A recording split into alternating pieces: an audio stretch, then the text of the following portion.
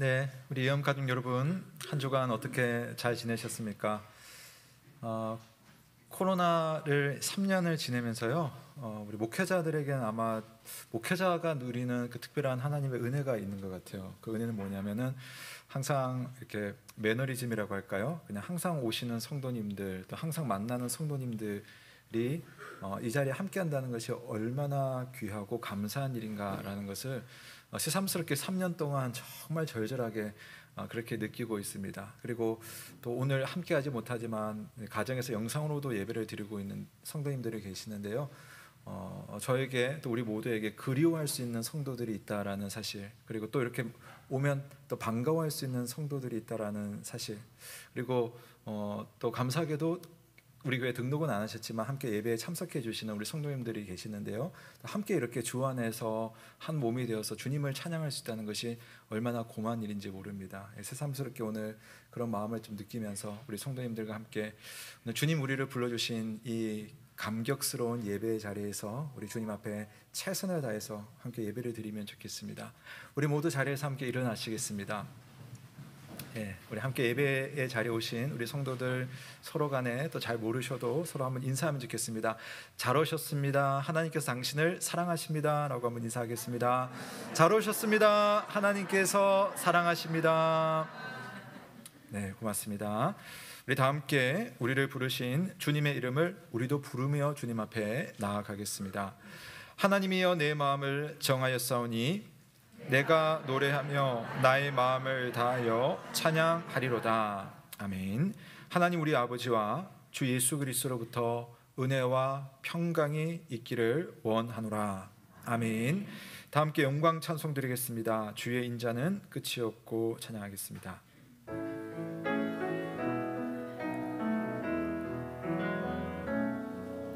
주의 인자는 끝이 없고 그의 자비는 무궁하며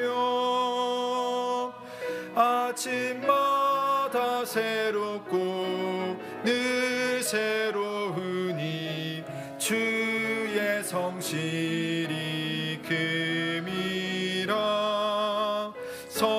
성실하신 주님,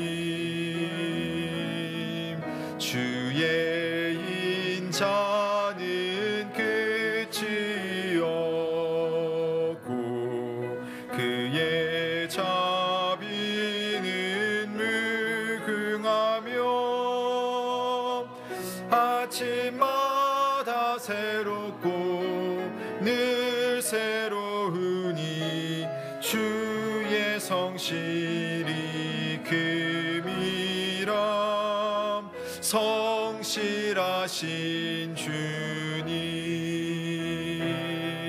주의 인자는 끝이 없고 그의 자비는 무궁하며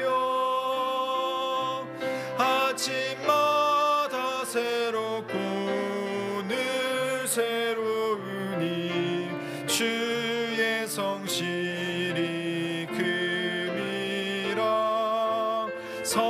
성실하신 주님, 아침마다 새롭고 늘 새로우니 주의 성실이 큼이라. 성실하신 주님. 아멘. 모두 자리에 앉으시겠습니다. 하나님께서 우리에게 주신 십계명을 함께 낭독하도록 하겠습니다. 하나님이 모든 말씀으로 말씀하여 이르시되 나는 너를 애굽 땅 종되었던 집에서 인도하여 낸 내 하나님 여호와니라. 제 1은 너는 나 외에는 다른 신들을 내게 두지 말라. 제 2는 너를 위하여 새긴 우상을 만들지 말고 또 위로 하늘에 있는 것이나 아래로 땅에 있는 것이나 땅 아래 물속에 있는 것에 어떤 형상도 만들지 말며 그것들에게 절하지 말며 그것들을 섬기지 말라. 나 내 하나님 여호와는 질투하는 하나님인즉 나를 미워하는 자의 죄를 갚되 아버지로부터 아들에게로 3, 4대까지 이르게 하거니와 나를 사랑하고 내 계명을 지키는 자에게는 1000대까지 은혜를 베푸느니라. 제3은 너는 내 하나님 여호와의 이름을 망령되게 부르지 말라. 여호와는 그의 이름을 망령되게 부르는 자를 죄 없다 하지 아니하리라. 제4는 안식일을 기억하여 거룩하게 지키라. 엿새 동안은 힘써 내 모든 일을 행할 것이나 일곱째 날은 내 하나님 여호와의 안식일인즉 너나 내 아들이나 내 딸이나 내 남종이나 내 여종이나 내 가축이나 내 문 안에 머무는 객이라도 아무 일도 하지 말라. 이는 엿새 동안에 나 여호와가 하늘과 땅과 바다와 그 가운데 모든 것을 만들고 일곱째 날에 쉬었음이라. 그러므로 나 여호와가 안식일을 복되게 하여 그날을 거룩하게 하였느니라. 제5는 내 부모를 공경하라. 그리하면 내 하나님 여호와가 내게 준 땅에서 내 생명이 길리라. 제6은 살인하지 말라. 제7은 간음하지 말라. 제8은 도둑질하지 말라. 제9는 내 이웃에 대하여 거짓 증거하지 말라. 제10은 내 이웃의 집을 탐내지 말라. 내 이웃의 아내나 그의 남종이나 그의 여종이나 그의 소나 그의 낙이나 무릇 내 이웃의 소유를 탐내지 말라. 예수께서 이르시되 내 마음을 다하고 목숨을 다하고 뜻을 다하여 주 너의 하나님을 사랑하라 하셨으니 이것이 크고 첫째 되는 계명이요 둘째도 그와 같으니 내 이웃을 내 자신같이 사랑하라 하셨으니 이 두 계명이 온 율법과 선지자의 강령이니라. 아멘. 여러분, 오늘도 십계명의 내용을 우리가 바탕으로 해서 한 주간의 삶을 돌아보며 참회의 기도를 드리겠습니다. 여러분, 하나님을 지난 한 주간 어떻게 사랑하셨습니까? 그리고 주님께서 사랑하라고 주신 내 가족과 내 이웃과 나의 동료들을 어떻게 사랑하셨습니까? 주님께서는 마음을 다하고 뜻을 다하고 목숨을 다하여 하나님을 사랑하라 하셨고, 또 이웃을 향해서는 너 자신처럼 사랑하라 라고 하셨는데, 참 이처럼 힘든 하나님의 말씀, 그 순종이 있는지 참 모르겠습니다. 참 우리는 연약합니다. 그러나 하나님께서 그런 우리들을 다시 한번 불러주시고, 또한 죄를 졌다면 용서해 주시고, 또 그분의 은혜 안에서 우리를 하나님의 형상으로 날마다 새롭게 바꿔주십니다. 오늘 예배 자리에 하나님의 은혜를 사모하는 여러분, 우리 먼저 주님 앞에 깨끗한 마음으로 나오도록 지난 한 주간의 삶을 돌아보며 하나님 앞에 부끄러웠던 내 자신, 또 사람들 앞에 주님의 마음을 드러내지 못했던 내 자신을 함께 회개하며 주님의 은혜를 구하도록 하겠습니다. 함께 기도하시겠습니다. 살아계신 하나님 아버지, 한 주간을 살며 참 내 안에는 주님 앞에 부끄러운 모습들이 여전히 남아 있습니다. 그럼에도 불구하고 하나님, 나를 사랑하여 주시고 나와 함께하여 주시고 나를 통하여서 큰 일을 이루어 주신다 말씀하시고 약속해 주시니 감사드립니다. 하나님 사랑하는 일에 내 마음이 참 게을렀습니다.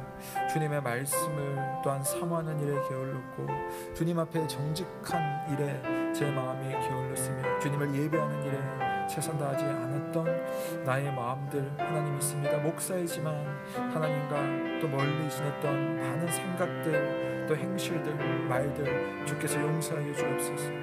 하나님, 또 내가 사랑하라고 내게 주신 많은 사람들이 있습니다. 성도들이 있고 또 이웃들이 있고 또 가족들이 있고, 또 하나님 내가 알지 못하는 이들도 있습니다. 그들에게 사랑하지 못했던, 그들을 아끼지 못했던, 그들을 향하여서 믿음의 모습으로 함께하지 못했던 나를 불쌍히 여겨 주시고, 하나님 앞에 온전히 설 수 있도록 주님 인도하시고 은혜를 베풀어 주시고 함께하여 주옵소서. 인도하시고 주님 새롭게 해주시길 간절히 바랍니다. 그가 우리를 흑암의 권세에서 건져내사 그의 사랑의 아들의 나라로 옮기셨으니 그 아들 안에서 우리가 속량 곧 죄의 사함을 얻었도다. 아멘. 다 함께 사도신경으로 우리의 신앙을 고백합니다. 나는 전능하신 아버지 하나님, 천지의 창조주를 믿습니다. 나는 그의 유일하신 아들, 우리 주 예수 그리스도를 믿습니다. 그는 성령으로 잉태되어 동정녀 마리아에게서 나시고 본디오 빌라도에게 고난을 받아 십자가에 못 박혀 죽으시고 장사된 지 사흘 만에 죽은 자 가운데서 다시 살아나셨으며 하늘에 오르시어 전능하신 아버지 하나님 우편에 앉아 계시다가 거기로부터 살아있는 자와 죽은 자를 심판하러 오십니다. 나는 성령을 믿으며 거룩한 공교회와 성도의 교제와 죄를 용서받는 것과 몸의 부활과 영생을 믿습니다. 아멘. 다 함께 감사 찬송 드리겠습니다. 찬송가 71장 예부터 도움 되시고 찬양 드리겠습니다.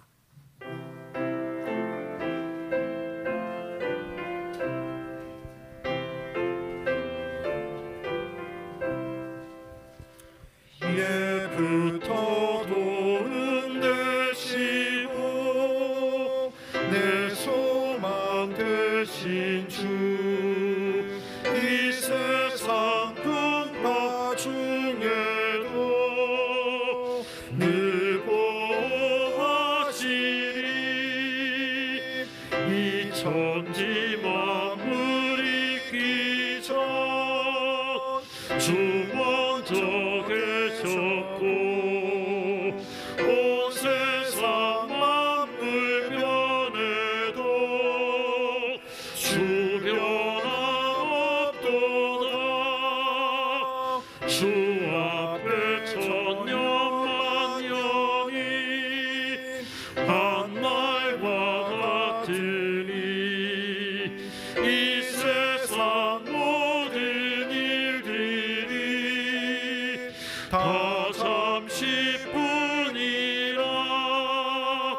세월이 흘러가듯이 인생은 떠나니 이 인생 100년 살아도 금결과 같도다.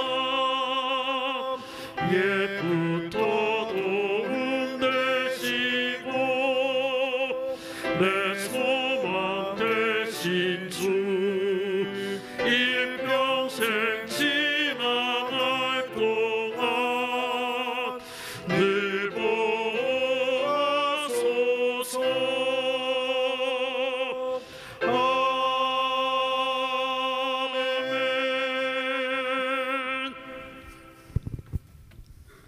아멘. 기도드리겠습니다. 사랑의 하나님 아버지, 저희를 하나님의 자녀로 삼으시고 바른 길 가도록 인도하여 주시며 거룩한 주일을 맞이하여 하나님 전에 나와 신령과 진정으로 예배하게 하심을 감사드립니다. 하나님 아버지, 저희 삶이 예배를 통하여 기도를 통하여 헌신을 통하여 주님의 영광을 나타내기 원합니다. 저희들의 믿음이 항상 함께 하시는 주님의 선미하심과 인도하심을 체험하게 되어 좌로나 우로나 흔들리지 않는 견고한 믿음이 되게 하여 주시옵소서. 모든 교우들이 그리스도의 몸으로서 하나 되게 하시고 하나님께서 찾으시는 영혼을 구원하는 일에 힘쓰게 하시옵소서. 저희 교회가 사랑이 넘치는 공동체가 되도록 인도하여 주시옵소서.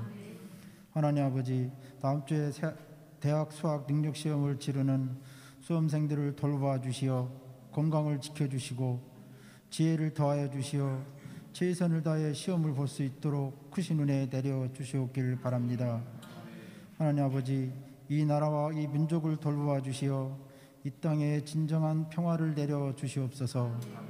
이 나라를 이끌어가는 대통령과 의령자들이 하나님을 경외하는 마음이 심어지게 하시며 정치와 경제를 튼튼히 하고 국민의 안전과 안녕을 책임지는 나라가 되게 하여 주시옵소서. 국방의 의무를 수행하는 청년들이 수고를 격려하여 주시고 건강을 지켜 주시옵소서. 세계 각지에서 복음을 위해 애쓰시는 선교사님들과 가족의 건강을 지켜주시고 삶의 형통함을 허락하시어 복음 전파의 은혜가 넘치게 하여 주시옵소서. 오늘 말씀 선포하시는 담임 목사님을 영육간에 강건하게 하여 주시어 목회 사역을 힘있게 담당하게 하시며 하시는 모든 사역 위에 성령 충만함을 내려주시어 하나님의 영광만 드러나게 하시옵소서. 오늘 말씀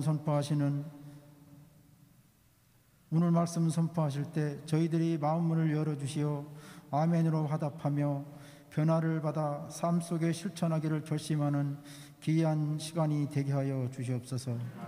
몸의 질병으로 힘들어하는 환우들을 위로하여 주시고 깨끗이 치료되도록 은혜 내려주시고 여러 어려움에 처한 성도들은 속히 회복되는 은혜를 내려주시옵길 바라며 거룩하신 예수님의 이름으로 감사드리며 기도드립니다. 아멘.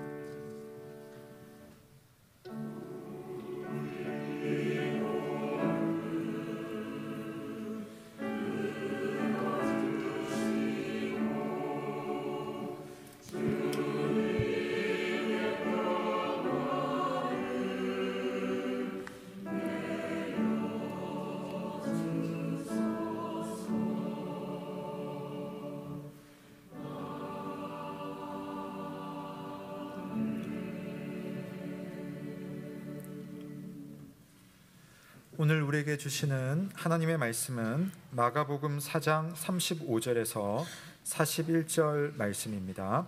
신약성경 59면 마가복음 4장 35절에서 41절 말씀을 봉독하겠습니다. 그날 저물 때에 제자들에게 이르시되 우리가 저편으로 건너가자 하시니 그들이 무리를 떠나 예수를 배에 계신 그대로 모시고 가매 다른 배들도 함께 하더니 큰 광풍이 일어나며 물결이 배에 부딪혀 들어와 배에 가득하게 되었더라. 예수께서는 고물에서 베개를 베고 주무시더니 제자들이 깨우며 이르되 선생님이여 우리가 죽게 된 것을 돌보지 아니하시나이까 하니 예수께서 바람을 꾸짖으시며 바다더러 이르시되 잠잠하라 고요하라 하시니 바람이 그치고 아주 잔잔하여지더라. 이에 제자들에게 이르시되 어찌하여 이렇게 무서워하느냐 너희가 어찌 믿음이 없느냐 하시니 그들이 심히 두려워하여 서로 말하되 그가 누구이기에 바람과 바다도 순종하는가 하였더라. 이는 하나님의 말씀입니다. 하나님께 감사드립니다. 네, 고맙습니다. 이 시간에는 할렐루야 찬양대가 나는 소리요라는 찬양으로 성삼위 하나님의 영광을 찬양드리겠습니다.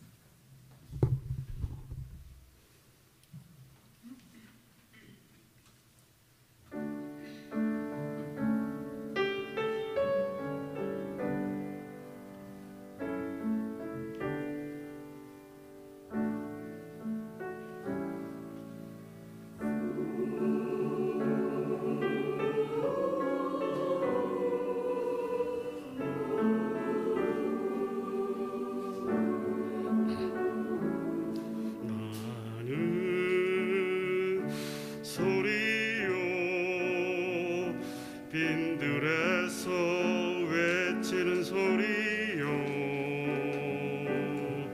그의 길을 예비하라고 외치는 소리요 나는 소리요 빈들에서 외치는 소리요 그의 길을 예비하라고 외치는 소리요 나는 물로 세례를 주나 그는 성령으로 나는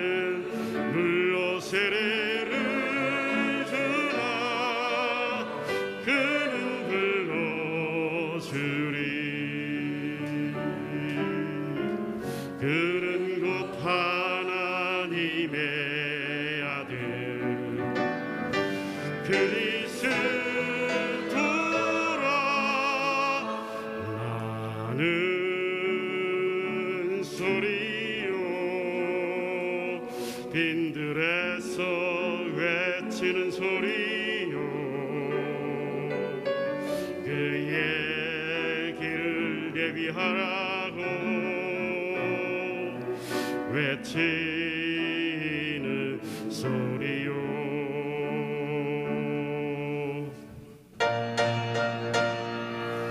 나는 불로 세례를 주나 성령으로 나는 불로 세례를 주나 그는 불로 주리 그는 곧 하나님의 아들 그리스도라 나는 소리요 빈들에서 외치는 소리요 그의 길을 예비하라고 외치는 소리요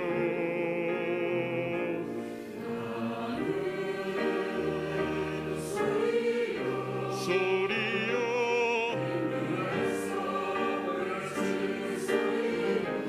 외치는 소리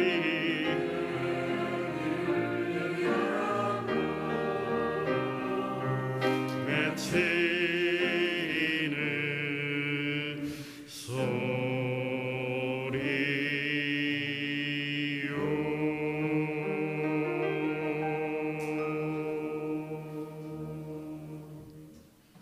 아멘. 감사합니다. 네, 찬양이 참 좋네요. 네, 오늘도 우리에게 하나님의 은혜의 통로가 되어 주셔서 감사드립니다. 사랑하는 예언 가정 여러분, 우리 주님의 은혜와 평강이 변함없이 주님 앞에 나오는 모든 예언 가족들과 함께하길 주의 이름으로 축원합니다. 아멘. 금주 목요일이 무슨 날인지 아시죠? 네, 아시죠? 네, 이제 집에 학생이 없어도 이제 우리 다 압니다. 수학 능력 시험이 금주 목요일에 있습니다. 이번에 시험 치는 아이들은 아마 고등학교에 들어가자마자 코로나가 딱 터진 그 세대들일 거예요. 바로 막 영상으로 공부하고 이랬던 친구들이 이제 수능을 딱 치는 이제 그런 세대가 되었는데요. 참 이런 환경 속에서 우리 아이들이 어렵게 공부를 했습니다. 한편으로는 참 짠하고 또 한편으로는 얼마나 대견한지 모릅니다.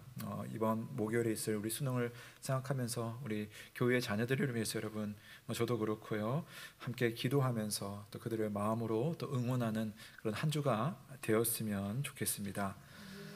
공부를 하면 시험을 치고 또 시험을 통해서 자기의 공부를 확인하는 것, 공부하는 사람들은 이게 자연스럽게 습득한 이 공부의 일상이고 과정이라고 할 수가 있겠죠.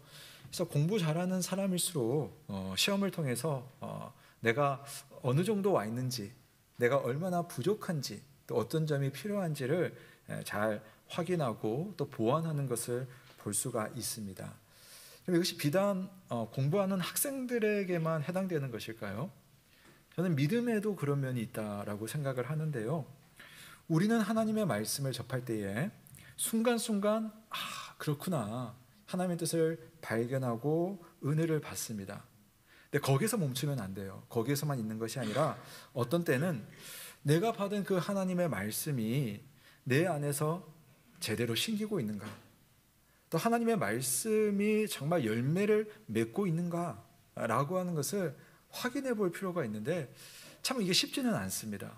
그런데 어떻게 보면은 하나님께서 그것을 확인할 수 있는 그런 여건들을 마련해 주실 때가 있어요. 그게 바로 우리 믿음 안에서는 우리가 표현하기를 믿음의 시험이라고 부르는 겁니다. 시험. 그러니까 시험의 모습은 다양하죠. 어떤 분들은 어떤 인생에 어떤 일이 닥쳤을 때 이것이 시험이구나. 내가 잘 감당해야지 하면서 마음을 가다듬고 대하는 그런 시험도 있는가 하면은 왜 내게 이런 시련이 오는 걸까? 내 인생이 끝이 나겠구나 하면서 자꾸만 위축되거나 절망스럽게 만드는 그런 어려움일 수도 있습니다. 시험을 통해서 연단하는 사람도 있을 것이고 또 시험 앞에서 넘어지는 사람도 있습니다. 넘어진 순간에도요, 내가 이렇게 약하구나 그것을 알고 하나님께 손을 내미는 일도 있는가 하면은 그냥 힘이 다 빠져서 넘어진 채로 한동안 숨만 고르는 그런 날들도 있습니다. 우리가 인생에서 만나는 이런 어려움들이나 시험들을 마냥 기뻐할 사람은 없겠지만, 그래서 여러분, 우리가 어떤 사람인지를 확인하고 내가 어떤 길을 가야 할지를 찾아가는 데 있어서 이런 시험이라고 하는 것은 꽤나 요긴하다라는 것을 우리가 알게 되는 날들이 종종 있습니다. 예수님의 제자들도 마찬가지였어요. 제자들은 그동안 예수님의 가르침을 착실히 들어왔습니다. 그중에 어떤 제자들은 예수님의 말씀을 토시 하나도 놓치지 않고 암송할 정도의 사람도 있을 겁니다. 자, 그렇다면 정말 예수님의 가르침을 제자들은 잘 깨우쳤는가? 어떻게 알 수가 있겠습니까? 쭉 이야기했다시피 시험을 쳐보면 돼요. 시험을 쳐보면 내가 받은 말씀이 정말 내 안에서 지금 뿌리 내리고 있구나라는 것을 알 수가 있는데요. 오늘 말씀은 바로 그런 측면에서 볼 수가 있어요. 자, 가르침을 이제 제자들이 이 사장을 통해서 받았잖아요. 그래서 그 가르침을 마치고 나서 예수님은 제자들에게 자리 옮기자라고 말합니다. 35절에 보면 그날 저물 때에, 이 말은 뭐냐면 비유 이야기를 쭉 사장 전체에서 했잖아요. 그 이야기를 다 마치고 날이 저뭅니다. 제자들에게 말하기를 우리가 저편으로 건너가자, 이렇게 말씀을 하십니다. 저편으로 건너가자. 갈릴리 호수 북서쪽에 위치한 가버나움에서 예수님께서 이제 가르치셨어요. 그래서 하나님 나라를 거기서 가르친 다음에 이제 제자들에게 저편으로 건너가자라고 하는데, 저편이 어디냐면요, 우리가 그 다음 장 5장에 보면 알 수가 있는데 거라사라고 하는 지역으로 예수님은 가시려고 해요. 5장에서 거기 딱 도착하시거든요. 자, 그림 하나 보시면요, 배를 타고 그 거라사로 가기 딱 좋습니다. 여기 동그라미 제일 위쪽에 보면 가버나움 있죠. 지금 예수님 계시는 곳이에요. 거기서 이제 이 배를 타고 5장으로 가면 이 거라사라고 하는 다른 동그라미 있는 지역으로 가게 됩니다. 보시면 아시겠지만 돌아가는 것보다는 배 타고 그냥 호수를 가로질러 가는 것이 훨씬 더 낫겠죠. 마침 예수님은요, 이 4장 전체 말씀을 보면 배 위에 떠가지고 배를 타고, 이제 뒤에서 바람이 불면은 배를 타고 이야기를 하면은 많은 사람이 모여 있어도 예수님의 음성을 들을 수 있는 구조였어요. 예수님은 그런 자연 환경을 사용하시는 거죠. 그래서 사람들에게 말을 하기 가장 좋은 곳이 그 뒤에는 바다가 있고 호수가 있고 사람들이 그 호숫가 주변에 앉아 있고 배를 타고 말씀을 하는 겁니다. 그러니까 마침 배도 탔으니까 이제 배를 타고 이제 이동을 하면 되는 겁니다. 그 상황이에요. 자, 그런데 저녁 무렵에 출발한 배, 그러니까 사실은 보니까 예수님 배만 있는 것이 아니라 다른 배들도 지금 함께 움직이는 것 같아요. 근데 그 배들이 얼마 가지 않아서 갈릴리 호수의 강풍을 만나게 됩니다. 그림을 한 번만 더 보여주시면 이 갈릴리 호수는요, 해수면보다 200m 아래 위치해 있어요. 그러니까 앞에 그림 좀 더 큰 황토색 그림 아까 있었죠. 그 그림을 보여주시면, 자, 그 왼쪽에 지금 왼쪽 밑에 보면은 저 바다가 있잖아요. 저게 바다고 동그라미는 이제 갈릴리 호수입니다. 그러니까 저 호수가요, 왼쪽에 있는 바다보다 200m 아래에 있습니다. 그리고 그 옆으로 산맥이 보이잖아요. 그러니까 어떤 거냐면은 이 산맥을 타고 이제 공기가 흐르는 겁니다. 그러니까 산맥을 타고, 높은 산맥을 타고 공기가 어떻게 되겠어요? 차갑게 되겠죠. 차가운 공기가 이제 산맥을 타고 호수 쪽으로 쭉 내려갑니다. 그러면 해수면보다 아래에 있는 호수의 공기는 따뜻해요. 그러니까 과학 기억나시는지 모르겠는데 따뜻한 공기랑 찬 공기가 만나면 난기류가 형성이 되는 겁니다.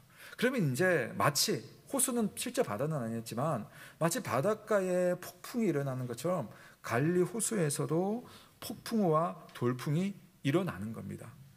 실제로 지금도 갈릴리 호수를 운행하는 선장들은요, 일기예보를 유심히 본대요.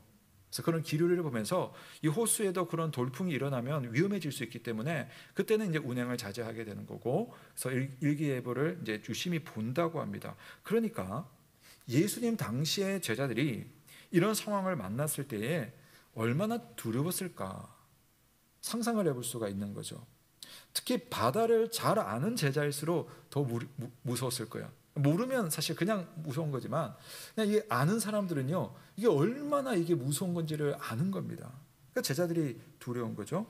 자, 어떤 일이 벌어집니까? 한참 가고 있는데 광풍이 일어나서 물결이 막 파도가 치는데, 이 파도가 배에 그냥 부딪히는 정도가 아니라 배를 그냥 들었다 놨다 완전히 전복시킬 정도의 그런 파도, 거기에다가 이 배에 이 파도가 부딪히면서 물이 어떻게 됩니까? 쳐서 타고 올라와서 뱃속에 들어가는데 이 배에 그냥 물이 가득해지는 겁니다. 물 퍼내고 또 운전대를 잡고 막 배멀미를 하면서 난리가 난 거죠.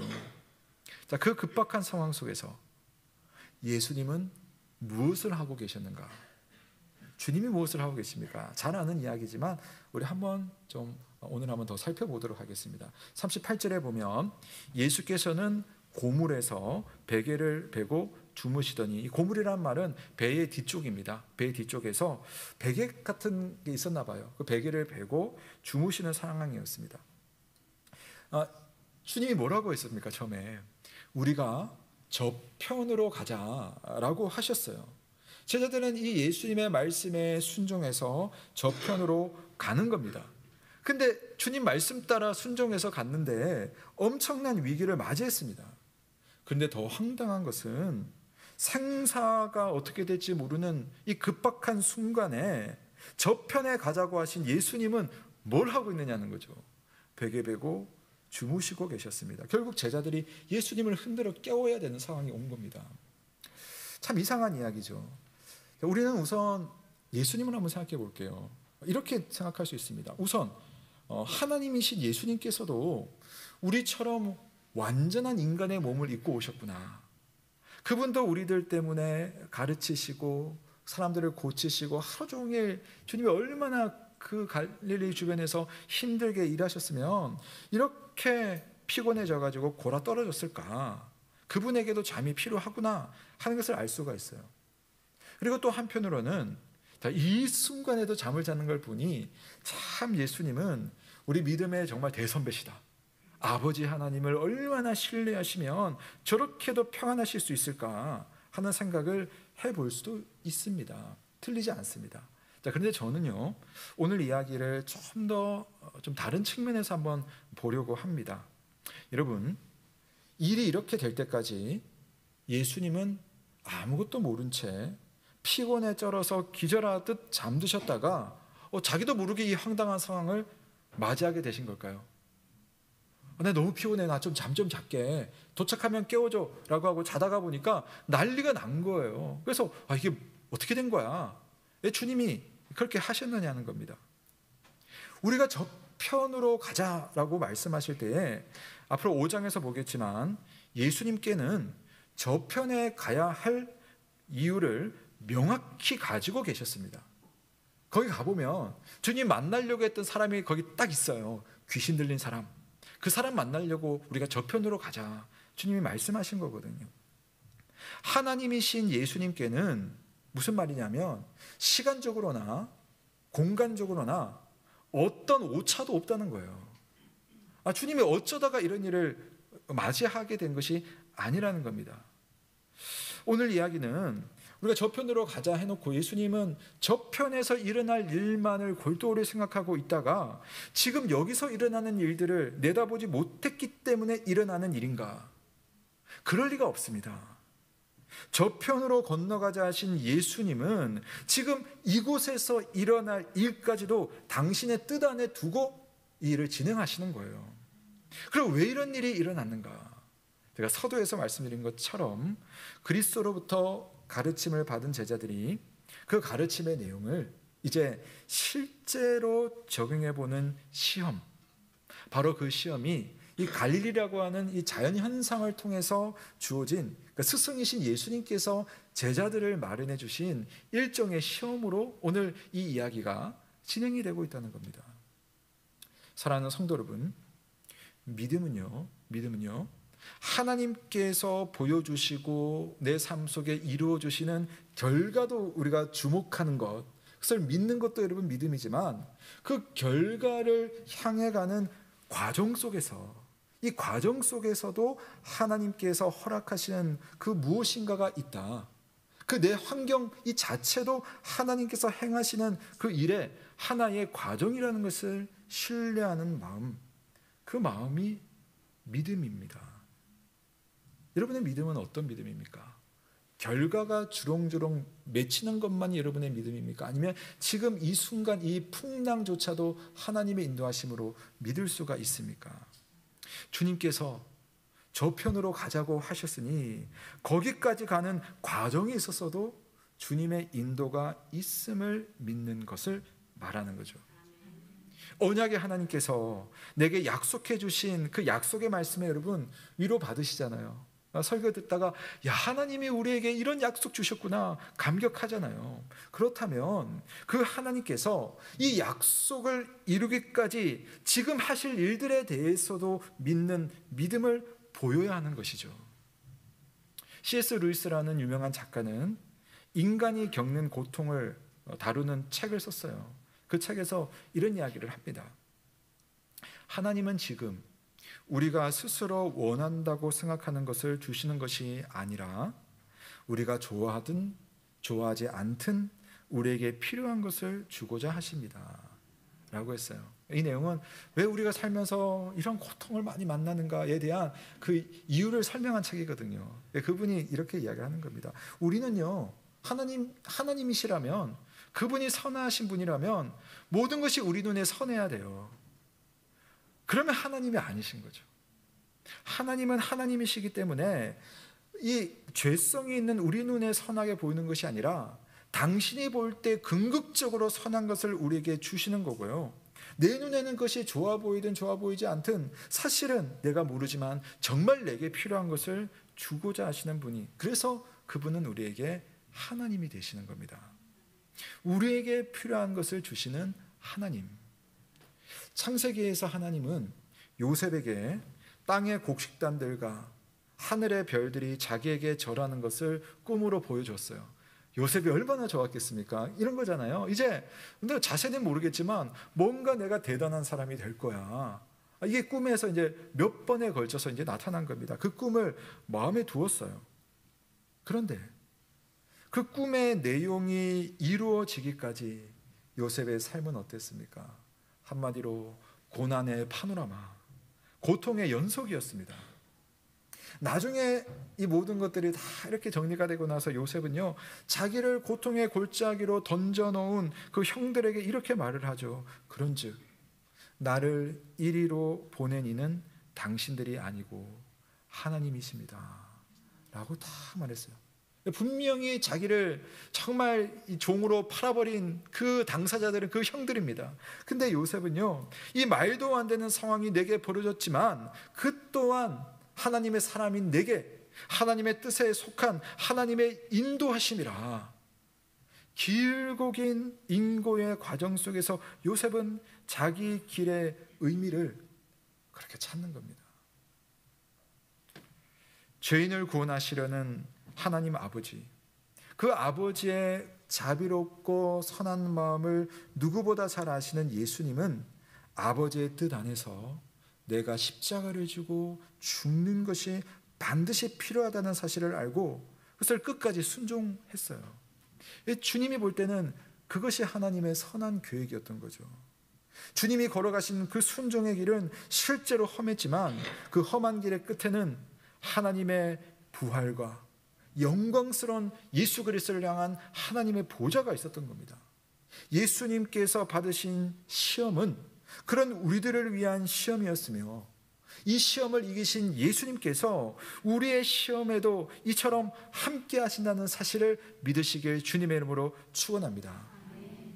우리가 생사의 위기 속에서 주님이 잡는 것 같고 나를 외면한 것 같아서 그분을 흔들어 깨워야 하는 그런 순간들이 있습니다. 그럴 때 있으시잖아요. 근데 여러분, 바로 그 시험이 내 곁에 계신 주님을 만날 수 있는 기회라는 사실을 믿을 수 있기를 주의 이름으로 축원합니다. 때로는 여러분, 고통이 너무 크면요, 하나님이 선하신가라고 하는 가장 기본적인 하나님에 대한 전제가 막 흔들려요. 하나님이 선하시다면 내게 왜 이런 일이 생길까? 바로 그 고민이 오히려 선하신 하나님을 더 깊이 만나게 되는 은혜라는 사실을 아세요?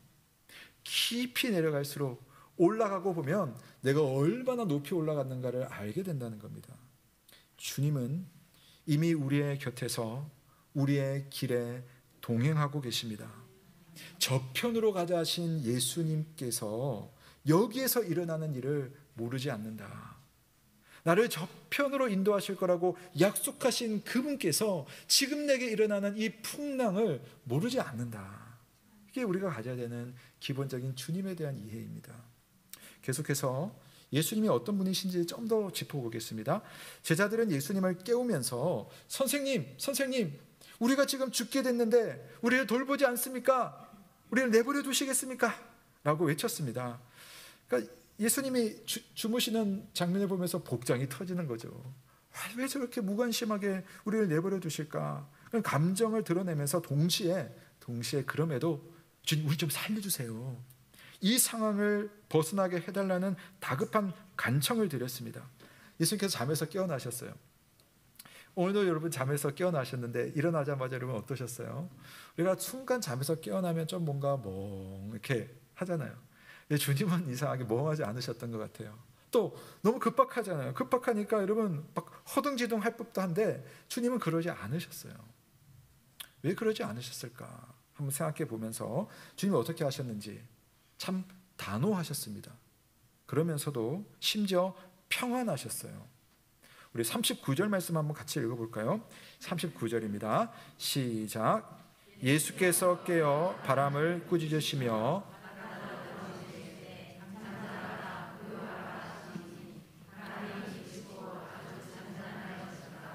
아멘, 아멘. 자, 예수님을 깨웠습니다. 바람을 꾸짖었습니다. 아주 단순한 명령을 내립니다. 잠잠하라, 고요하라. 그 두 말씀밖에 없었습니다. 집에 개를 키우시는 분들 많으신데 어떻게 여러분 개 잘 키우시는지 모르겠습니다. 저는 개를 키워본 적이 없어서 잘 모르지만 그래도 애견인들 사이에서 개 통령이라고 불리는 분 한 분 계시죠? 아세요? 예, 아시죠? 강형욱 훈련사. 그러니까 저는 저보다 형님일 줄 알았는데 저보다 좀 어리시더라고요. 많이 어리시던데. 근데 그분의 영상을 보니까요, 정말 대단하더라고요. 그러니까 오랫동안 개를 사랑하고 키운 주인들도 자기 개인데도 꼼짝을 못해요. 근데 이분은요, 딱 그 집에 딱 들어가가지고 그게 처음 봤는데 개가 막 날뛰어도 그냥 눈빛으로 딱 지압을 딱 하더라고요. 그래도 막 날뛸 때 그분이 한마디만 하더라고요. 안 돼. 딱 그 말만 하더라고요. 그러면요, 희한하게 얼마 안 있어서 개가 그냥 가만히 길들여지는 것을 봅니다.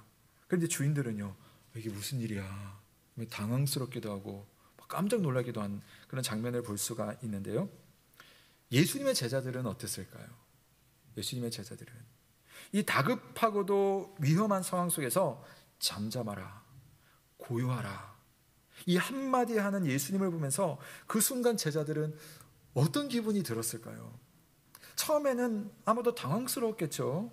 폭풍우가 몰아치고 배에 부딪힌 물이 튀어올라서 뱃속에 물이 들이찰 정도로 정신사납고 막 시끄러워요. 혹시 동해바다 밤중에 여러분 보신 분 계세요? 제가 밤에 한번 가봤는데 동해바다는 파도 소리가 그 밤인데도요, 너무 시끄러워가지고 진짜 말해도 사람들 안 들릴 정도로 그렇게 시끄럽습니다. 근데 그 속에서 예수님, 잠잠하라, 고요하라. 아마도 이 표현처럼 예수님의 말씀 자체도 잠잠하고 고요하지 않았을까? 안 돼 하는 것처럼 그랬을 것 같아요. 근데 놀라운 것은요, 예수님의 이 말씀 한마디에 그렇게 사납게 날뛰던 갈릴리 호수에 바람이 그치고 아주 잔잔해졌다라는 겁니다. 자연이 예수님께 순종을 합니다. 마치 동물이 그러는 것처럼 곧바로 지체 없이 순종합니다. 여기서 여러분 한 번 더 생각을 해보겠습니다. 우리가 기본적으로 가지고 있는 어떤 자연적인 지식이나 경험을 보면 만약에 태풍이 막 불잖아요. 근데 태풍이 이제 그치는 겁니다. 근데 어떻게 그쳐요? 바람이 막 세게 불다가도 이제 태풍이 빨리 지나가면요. 그러면 이제 바람이 잦아드는 거죠. 그러니까 센 바람이 점점 줄어들다가 이제 약하게 불면서 이제 그냥 살랑살랑 거리는 정도로 이렇게 바람이 그치는 것을 볼 수가 있어요. 이 바닷가에서도 여러분 뭐 파도가 심하더라도 또 어떤 때가 되면 파도가 이제 막 이렇게 치다가 조금씩 잔잔해지면서 차츰 이렇게 파도가 이제 고요해지는 것 우리가 알고 있지 않습니까? 그런데 이 장면은 좀 달라요. 오늘 이야기는 좀 다릅니다. 그러니까 우리 번역으로는 이게 이제 표현상 어쩔 수 없이 이렇게 될 수밖에 없지만, 그러니까 원어를 보면 뭐라고 되냐면 어떤 표현이냐면 바람을 향해서 예수님께서 잠잠하라 하니까 바람이요 막 불다가 순간적으로 탁 그쳐버리는 거예요. 그런 경험 우리가 아무도 안 해봤잖아요. 파도가 막 치고 있는데 주님께서 고요하라 잠잠하라고 하니까 갑자기 그냥 영상이 딱 멈춘 것처럼 그 파도가 탁 멈춰버리는 겁니다. 41절에 보면 이 제자들이 심히 놀랐다고 해요. 근데 이 제자들 중에는 갈릴리 호수에서 평생을 고기 잡이했던 이 물길을 잘 아는 그런 제자들이 있어요. 근데 그 제자들이 심히 두려워했어요. 왜 두려워했냐면은 그 물이 너무 커서 그것이 아니라 아니 어떻게 이런 일이 일어날까. 그래서 주님을 보고 두려워하는 겁니다. 그러니까 이것이 그냥 자연현상이 아니라는 거죠. 예수님의 권세가 폭풍우를 그냥 길들여 버린 겁니다. 참 신기합니다. 배에서 예수님이 잠이 드셨어요.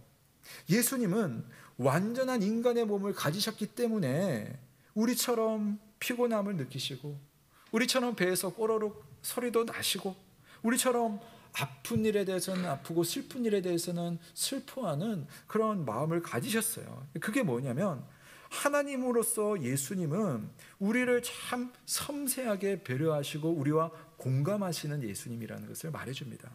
그런데 오늘 말씀, 그런 예수님께서 그냥 우리와 똑같기만 한 것이 아니라 우리를 구해 주실 수 있는 완전한 능력을 가지신 하나님이시다. 이걸 보여주는 겁니다. 자연현상을 만드신 하나님께서 자연현상에 갇혀서 지내는 것이 아니라 자기 백성을 위해서 자연현상을 넘어가기도 하시고 때로는 자연을 향해서 거침없이 명령도 하시는 분이십니다. 그래서 여러분 사람이 죽었으면 죽음으로 끝이죠. 그러나 주님은요 죽은 자를 향해서도 일어서라 라고 말할 때 죽은 자를 살리시는 그런 하나님이시지 않습니까? 오늘 이야기는 예수님이 누구신가? 그분이 모든 것을 다스리시는 권세를 가지신 하나님이시다라는 것을 보여줍니다. 구약 성경에는 하나님의 특징을 이렇게 표현을 합니다. 시편 89편을 보세요. 여호와 만군의 하나님이여 주와 같이 능력 있는 이가 누구리이까? 주께서 바다의 파도를 다스리시며 그 파도가 일어날 때에 잔잔하게 하시나이다. 주님 이걸 보여주려고 제자들을 이 시험의 자리로 불러들인 겁니다. 시편 107편 여호와께서 명령하신즉 광풍이 일어나 바다의 물결을 일으키는도다. 하나님은 파도도 일으키시는 분입니다. 그런데 보시면 사람들이 그들의 고통 때문에 여호와께 부르짖을 때에 그가 하나님께서 그들의 고통에서 그들을 인도하여 내시고 광풍을 고요하게 하사 물결도 잔잔하게 하시는도다. 강풍을 일으키시는 하나님은 강풍을 고요하게도 하시는 하나님이라는 거죠. 그래서 시편 65편에 우리 구원의 하나님이여 우리가 부를 수가 있는 거예요. 우리 구원의 하나님이여. 그리고 결론적으로 바다의 설렘과 물결의 흔들림과 수많은 사람들의 소요까지도 진정시키는 분이십니다 라고 우리는 하나님을 그렇게 고백할 수 있습니다. 그리고 그 고백 속에 나오는 이 하나님이 누구시냐? 오늘 말씀에 나오는 예수님이 바로 그러한 하나님이라는 겁니다. 갈릴리의 폭풍우를 순식간에 그치게 만드신 예수님. 예수님은 바로 자연을 만드시고 그 자연을 다스리시되 자기 백성을 위해서, 여러분을 위해서 자연을 움직이시는 우리의 하나님이라는 사실을 믿으시기를 바랍니다. 여러분 주변의 모든 것에 대해서 주권을 가지시고 섭리로 다스리시는 예수님, 그 하나님께서 자기를 우리에게 소개하시기를 나는 임마누엘이다. 하나님께서 우리와 함께 하신다고 했습니다. 이 권능의 하나님, 이 능력의 하나님, 저편으로 건너가는 이 시간 동안 비록 폭풍우를 만나긴 했지만 그 폭풍우를 주장하시는 그 하나님의 권능을 가진 예수님께서 여러분과 함께 하신다는 사실을 믿으시기를 바랍니다. 살다 보면 우리 모두가 이 제자들과 상당히 비슷한 상황을 만날 수가 있습니다. 배 타고 가다가 이런 일을 만난다는 말씀이 아니라 우리라고 하는 인생이라는 배 주변에 보면요, 사나운 폭풍우가 이렇게 항상 이렇게 준비를 하고 있어요. 배 안으로 물이 들이치면서 곧 가라앉을 것만 같은 그런 일들이 종종 내 삶 속에 일어납니다. 어떤 분에게는 질병의 문제, 또 가정적인 어려움들, 경제 어려움들, 뭐 이런 것들이 다 그런 유가 되겠죠. 그럴 때 우리의 마음속에 하나님의 도움이 안 보여요. 하나님은 나를 외면하는 것만 같습니다. 제자들처럼. 그래서 나는 어쩔 수 없이 그래도 믿음은 있으니까 주여, 내가 죽게 됐습니다. 죽게 된 것을 왜 돌보지 않습니까? 그냥 입에서 툭툭 튀어나오게 됩니다. 우리는 투정하기가 참 쉬워요.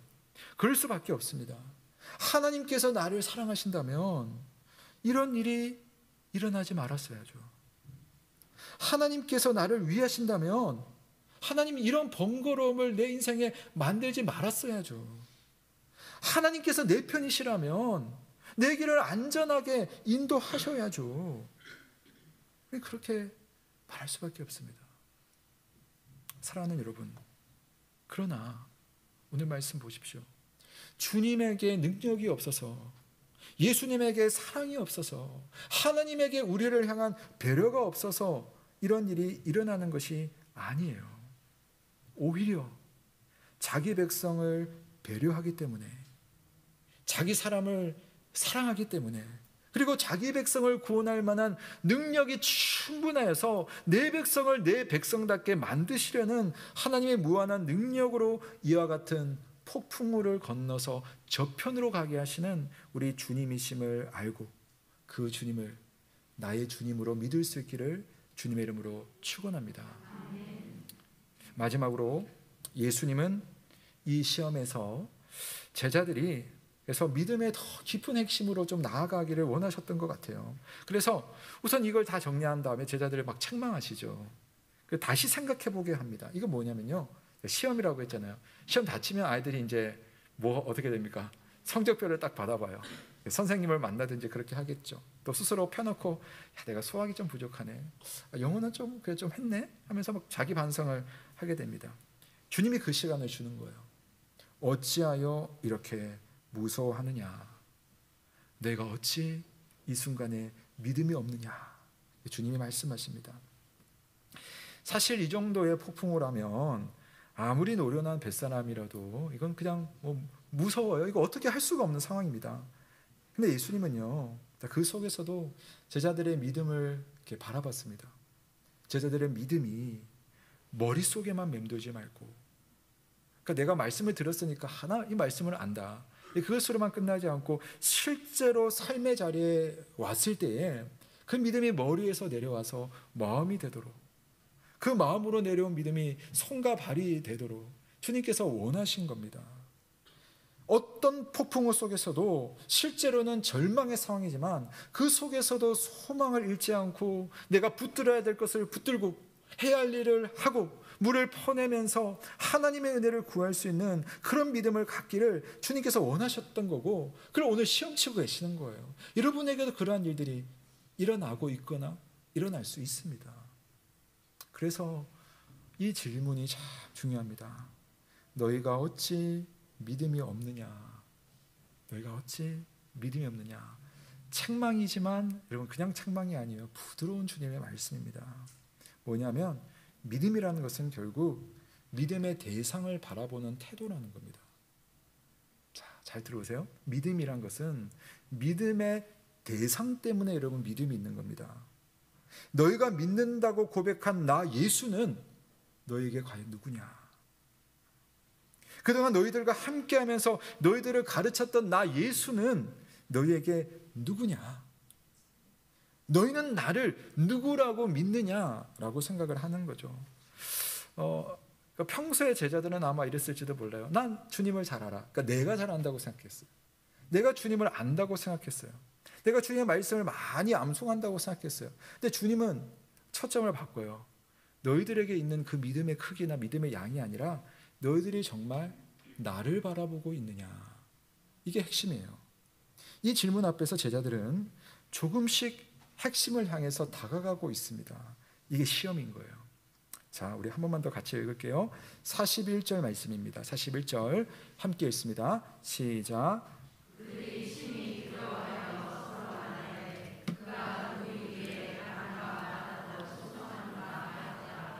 아멘. 그가 누구이기에. 이게 제자들이 가져야 되는 질문의 핵심이었어요. 내가 주님을 얼마나 많이 알고 내가 주님과 얼마나 많은 기적을 보았고 내가 어떤 믿음을 가지고 있느냐, 그것보다 지금은 그분이 누구인가 에 집중할 때였습니다. 사실 처음에요, 제자들이 너무 두려웠어요. 뭘 보고 두려워했습니까? 광풍 보고 두려워했죠. 숙련된 어부라도 광풍이 너무 크니까 이게 너무 두려운 겁니다. 그래서 광풍의 유무가 자기들의 생명을 좌우한다고 생각할 수밖에 없었어요. 자, 그런데 이 광풍이 그냥 잠재워져 버린 겁니다. 그 순간 다시 생각합니다. 내 곁에 계시는 그분이 누구인가? 그가 누구이기에 바람과 바다도 순종하는가? 이 마지막 구절에 심히 두려워하였다라는 것은요, 앞에 폭풍우가 너무 두려웠거든요. 근데 폭풍우를 두려워한 것과는 좀 차원이 달라요. 이 심히 두려운 것은 신뢰이고 믿음이고 안정감이 여기 담겨 있습니다. 예수님에 대한 공경과 경외와 사랑과 순종과 전적인 믿음, 이게 주님을 두려워할 줄 아는 마음이에요. 그가 누구이기에, 이 항해에서 만날 그 어떤 어려움도 그가 누구이기에 이분과 함께라면 헤쳐나갈 수가 있구나, 이제 시험을 통해서 실제로 확인을 하는 겁니다. 믿음의 대상이신 예수님이 얼마나 크신 분인지 확인하고 신뢰하는 것이 참 중요한 거죠. 믿음 가운데 우리가 만나는 시험 속에 숨어있는 정답은 내 믿음의 대상이 누구인가, 이걸 찾는 겁니다. 자, 제가 가정을 하나 해보겠습니다. 그런 일은 없겠지만 만약에 제가요 이렇게 막 예배당 막 돌아다니고 뛰어다니다가 저기 창문 있잖아요. 창문에 쏙 빠져버린 거예요. 바깥으로 확 빠져버린 거예요. 그 순간에 어쨌든 이 문틈을 딱 잡았습니다. 그래서 막 대롱대롱 매달려 있다고 한번 상상을 해보세요. 조금 뭐 우스꽝스러울 수는 있겠지만 제가 뭐 팔 힘이 없어가지고 1분을 버틸 수 있을지 모르겠습니다. 근데 그 장면을 보고, 야, 여기에서 우리 힘센 우리 집사님들 몇 분 딱 계시는데 이 힘센 성도님 한 분이 창문 앞으로 급하게 뛰어온 거예요. 목사님 저러다 떨어지겠다. 그 순간부터 이제 그분이 저를 끌어올려가지고 저를 구출해 준 겁니다. 그때부터 한번 볼게요. 그 순간부터 여러분, 제가 떨어지지 않고 구출이 되었다면 그렇게 될 수 있었던 요인이 과연 무엇일까? 무엇 때문에 내가 그 떨어지기 직전에 구출받을 수 있었을까? 이게 저의 질문이에요. 자, 제가요 집사님과 눈이 마주쳤어요. 와가지고, 그래서 제가 아주 애틋하고 간절한 눈빛으로 집사님 저 좀 살려주세요. 그 눈빛을 여러분 SOS를 보냈기 때문에 제가 구출받을 수 있습니까? 아니면 내가 너무 다급해서 살려주세요 소리쳐서 그 소리 듣고 집사님이 힘을 내어가지고 저를 구해주는 걸까요? 또는 그분이 제 손을 잡았을 때 나 떨어지지 않으려고 죽자 살자 그 손을 그냥 붙들고 있었기 때문에 제가 쑥 올라올 수가 있었겠습니까? 물론 도움은 되었겠지만 이유가 될 수는 없습니다. 제가 떨어지지 않고 살 수 있는 이유는 힘이 장사인 그분이 저를 잡아주셨고, 그분의 팔이 저를 끌어올려 주셨고, 그분의 의지가 끝까지 저를 놓지 않으려고 하셨기 때문에 제가 거기서 건짐을 받은 겁니다. 저는 그저 그분을 보고 그분을 의지하고 그분의 도움에 그냥 제 몸을 맡긴 것밖에 없어요. 그분의 힘이 저를 구해준 겁니다. 이게 믿음이잖아요. 여러분이 믿음이 얼마나 큰가의 문제가 아니라 여러분이 믿음으로 바라보는 그분이 어떤 분인지를 아는 것이 너무나 중요합니다. 사랑하는 여러분, 여러분의 환경이 어렵고 여러분의 믿음의 크기가 작을 수 있습니다. 그러나 기억하십시오. 여러분의 구원자는 여러분의 믿음의 크기가 아니라 여러분이 믿고 계시는 예수 그리스도라는 사실을 믿으시기를 주님으로 축원합니다. 예수 믿는 믿음은 예수를 알고 믿는 믿음이지 내가 믿는 믿음 아니에요.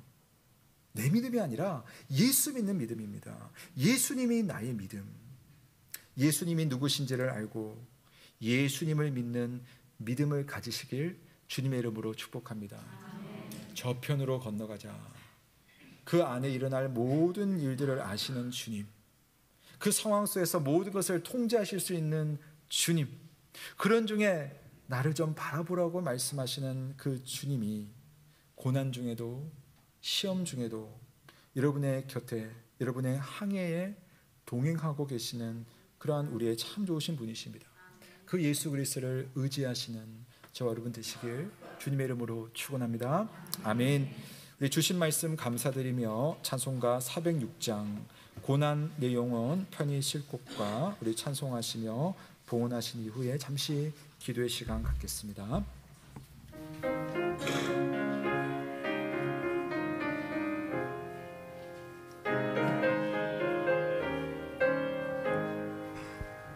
고난 내 영혼 편히 쉴 곳과 풍랑이라도 안전한 보고 폭풍까지도 다스리시니 주의 영원한 팔을 지에 주의 영원하신 팔 함께하사 항상 나를 붙드시니 어느 곳에 가든지 요동하지 않으면 주의 팔을 의지함이라. 세상 친구들 나를 버려도 예수를 함께 동행함으로 주의 은혜가 충만하리니 주의 영원한 팔을 지에 주의 영원하신 팔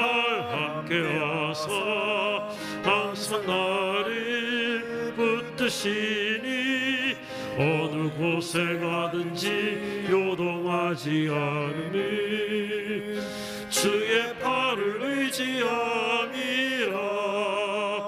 나의 믿음이 연약해져도 미리 예비한 힘을 주시며 위태할 때도 안보하시니 주의 영원한 팔을 지에 주의 영원하신 팔 함께하사 항상 나를 붙드시니 어느 곳에 가든지 요동하지 않으니 주의 팔을 의지함이라. 능치 못한 것 주께 없으니 나의 일생을 주께 맡기면 나의 모든 짐 대신 지시는 주의 영원한 팔을 지에 주의 영원하신 팔 함께하사 항상 나를 붙드시니 어느 곳에 가든지 요동하지 않으는 주의 팔을 의지함이라. 아멘. 우리가 저편으로 가자, 우리 주님께서 말씀하실 때에 우리는 그 말씀을 듣고 순종하는 순간 그냥 짠 하고 저편으로 가는 것이 아닙니다. 저편으로 가기 위해서 우리는 때로는 광야의 길을 가는 분도 계시고, 때로는 오늘 말씀처럼 풍랑이 있는 그런 바다를 지나가야 되는 그런 분들도 계십니다. 오늘 주님께서 그 일을 모르는 상태로 이것을 만나는 것이 아니라 그분의 모든 작정, 그분의 섭리 안에 이 일들이 있는 겁니다. 그리고 그분은 우리에게 보여주고 싶은 거죠. 내가 누구냐, 내가 누구냐, 그가 누구이기에 주님께서 그 힘이 있는가라는 것을 우리가 생각하며 어떤 우리 믿음의 여정 속에 만나는 일들에 대해서도 그분을 바라볼 수 있도록, 그분을 의지할 수 있도록, 그분을 신뢰할 수 있도록 우리에게 믿음을 주시는 주님의 놀라운 계획이 우리 인생의 시험마다 여러분 준비되어 있습니다. 정답을 찾으시는 우리가 되었으면 참 좋겠습니다. 우리 이 시간 함께 한번 기도할 때에 주님, 오늘 우리 주님께서 어떤 분인지를 우리에게 보여주시니 감사드립니다. 내 삶을 끝까지 인도하시는 주님께서 내 삶에 만나는 풍랑의 그 한 중심에 나와 함께 하시고 이 풍랑을 잔잔케 하시는 그 능력으로 나를 인도하신다는 사실을 제가 믿는 믿음으로 이 길을 걸어가겠습니다. 혹 우리 중에 지금 어려움, 지금 고난, 지금 풍랑, 이 뱃속에 물이 들이차듯이 내 인생이 정말 어쩔 수 없는 그 상황 속에 있다면 그 속에서도 여러분 주님을 좀 한번 바라봅시다. 주님, 내 삶 속에 주께서 하시고자 하시는 일을 행하여 주옵소서. 내게 말씀하여 주시고 그분의 말씀 따라 오늘 승리하는 믿음의 길로 가게 하여 달라고, 그리고 각자의 형편을 위해서 한번 기도하시고요. 그리고 감사드리며 주님, 이와 같은 시험이 올 때에 믿음으로 이 시험을 감당할 수 있는 그런 믿음의 승리자가 되도록 나를 인도하여 주옵소서. 또 그리고 우리 자녀들을 위해서도 한번 기도합시다. 믿음 지키기 힘든 시대에 우리 자녀들이 있습니다. 이 자녀들 하나님께서 이처럼 붙들어 주시고 시험을 통해서라도 우리 자녀들의 믿음을 붙들어 달라고 우리 함께 한번 기도하며 주님의 은혜를 구하겠습니다. 살아계신 하나님 아버지, 하나님께서 우리의 삶에 중요한 목적지를 준비하시고 우리가 저편으로 가자고, 내가 너와 함께 하노라고 말씀하여 주시고 보여주시니 감사드립니다. 때로는 거센 폭풍우 앞에서, 사나운 파도 앞에서 내가 어떻게 해야 될 것인가 하나님 갈피를 잡지 못하는 그러한 때도 또한 있습니다. 그럼에도 하나님, 그 하나님께서, 예수 그리스도께서 나와 동행하며 내 길을 인도하며 나를 주장하시는 사실을 신뢰하는 믿음으로 이 길을 걸어갈 수 있는 믿음의 사람이 될 수 있도록 주님 인도하여 주옵소서. 주님, 우리 교우들 중에 건강의 문제로, 여러 상황적인 어려움으로, 또 관계의 문제로 고통을 겪고 있는 성도들이 있습니다. 이 시험의 한복판에 우리와 함께 하시며 그것을 주장할 수 있는 힘을 가지신 예수 그리스도를 만날 수 있는 귀한 시험의 시간들이 될 수 있도록, 은혜의 시간들이 될 수 있도록, 능력의 시간들이 될 수 있도록 주님 함께 하시고 은혜로 역사해 주옵소서. 은혜를 베풀어 주시고 우리 성도들을 강건하게 하시고 능력으로 함께하여 주옵소서. 주님 인도하시길 간절히 바라오니 주께서 하나님 은혜를 베풀어 주시옵소서.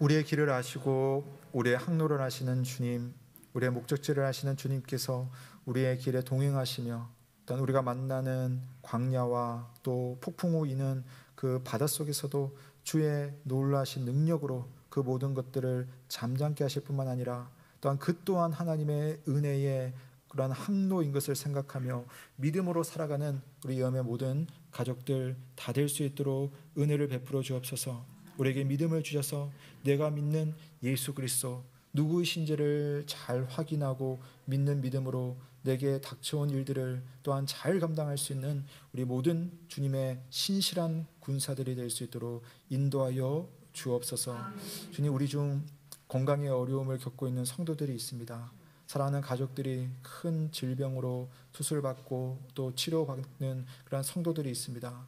경제적인 어려움 앞에 하나님 앞에 남모르는 눈물을 흘리는 분들이 계시며 또 가족 간의 어려움으로 또 인간관계의 아픔으로 하고 있는 일들에 대한 여러 가지 고민으로 잠 못 이루는 분들이 있습니다. 주님, 바로 이 순간이 주님을 만날 때이며 주의 은혜가 또한 보이지 않도록 우리에게 나타나는 순간이며 하나님의 능력이 임하는 순간임을 믿으며 이 순간 하나님을 만날 수 있는 우리 모두가 되게 하여 주옵소서. 주 앞에 귀한 예물을 올려드렸습니다. 주님의 나라에 쓰임받게 하시고 또 귀한 것을 드리는 우리 모든 성도들, 또 마음으로 주님 앞에 나온 모든 성도들에게 좋은 것으로 채워 주옵소서. 감사드리며 예수 그리스도의 이름으로 기도드립니다. 아멘. 네, 우리 몇 가지 교회 소식 전해드리겠습니다. 네, 다음 주일은요 추수감사 주일입니다. 우리 하나님께서 한 해 동안 변함없는 사랑으로 우리를 돌봐주셨는데요, 그 은혜에 우리 예배로 감사드리고 또 함께 기뻐하는 시간 가지도록 하겠습니다. 더불어서 추수감사절 음악회 가을의 향기를 준비하고 있습니다. 그래서 우리 오후 예배가 2시인데요, 그때는 여러분 오후 예배를 드리지 않습니다. 2시에는 이렇게 좀 준비하는 시간을 가지고 3시 되었을 때 그냥 음악회를 할 겁니다. 그래서 여러분 착오 없이 오셔서 함께 또 하나님 주시는 그런 예술을 통하여서 하나님의 은혜를 또 많이 누리시는 그런 시간이 되시면 좋겠고요. 모처럼 우리 성도님들 좀 많이 오셨으면 좋겠고요. 또 주변에 교회를 좀 이렇게 초청하고 싶은 분들, 좀 부담스럽잖아요. 좀 부담 없이 음악 들으러 가자 하셔도 되는 거니까요. 그렇게 시간들을 사용하시면 좋겠습니다. 모임 소식입니다. 오늘 정기당회는요 우리 사정으로 인해서 다음으로 좀 연기를 하겠습니다. 연합 남전도 원래가 오늘 2부 예배 후에 여기서 모이도록 하겠습니다. 사가족반 모임이 있습니다. 그동안 우리 등록하신 성도님들 계신데요, 11월 27일 다음 주입니다. 11월 27일 주일 오전 2부 예배 후에 목양실에서 사가족반 모임을 하겠습니다. 참조하시면 좋겠고요.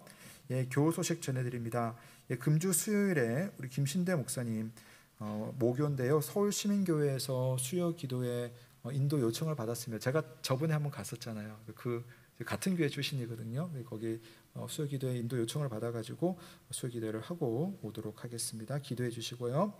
그 다음에 수능이 이제 금주 목요일입니다. 위에서 많이 기도해 주시고요. 요즘에 학생들이 이렇게 진학하는 방법이 수능뿐만 아니라 여러 가지입니다. 하지만 12년에 어떻게 보면 총결산이에요. 우리 아이들이 잘 좋은 컨디션으로 할 수 있도록 기도해 주시면 좋겠고요. 또 이뿐만 아니라 이 대학 진학뿐 아니라 여러 가지 방법으로도 하나님 주시는 진로의 은혜가 있을 겁니다. 하나님 그런 길을 찾는 우리 자녀들에게도 동일한 은혜, 하나님의 능력이 있도록 위에서 기도해 주시면 감사하겠습니다.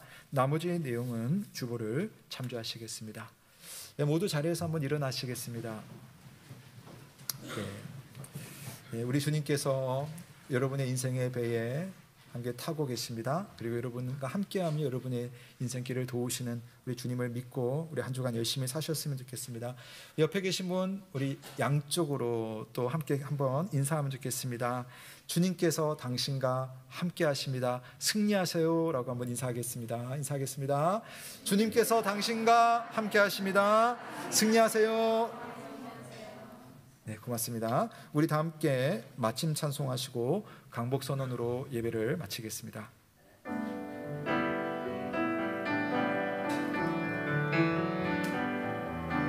그 선한 일에 고요히 감사하여 그 놀라운 평화를 누리며 나 그대들과 함께 걸어가네. 나 그대들과 아내를 여네.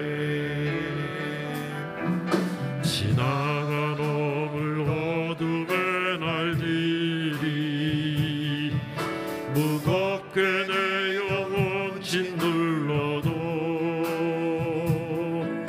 오 주여 우릴 외면치 마시고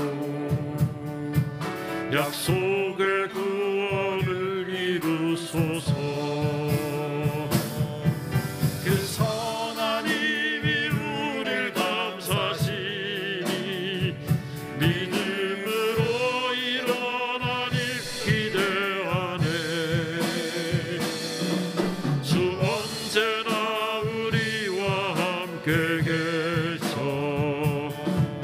하루 또 하루가 늘 새로워 주께서 밝히신 작은 촛불이 어둠을 헤치고 타오르네 그 빛에 우리 모두 하나 되어 온누리에 비추게 하소서 그 선하님이 우릴 감사시니 믿음으로 일어나니 기대하네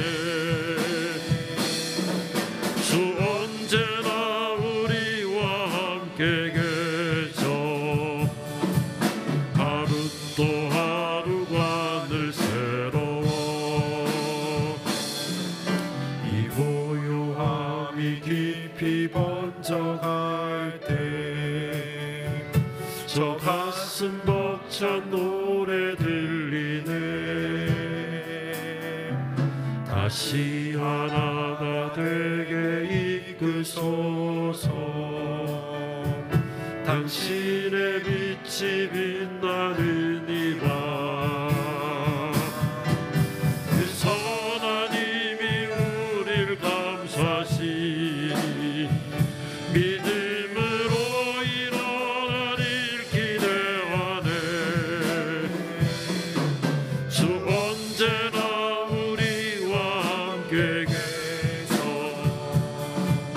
하루 또 하루가 늘 새로워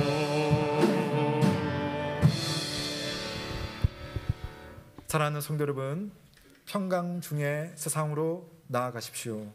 마음을 다하고 목숨을 다하고 뜻을 다하여 우리 하나님을 사랑하고 우리의 이웃을 내 몸과 같이 사랑하시길 바랍니다.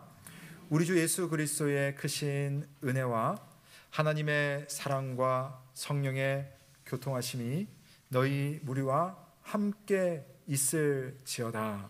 아멘.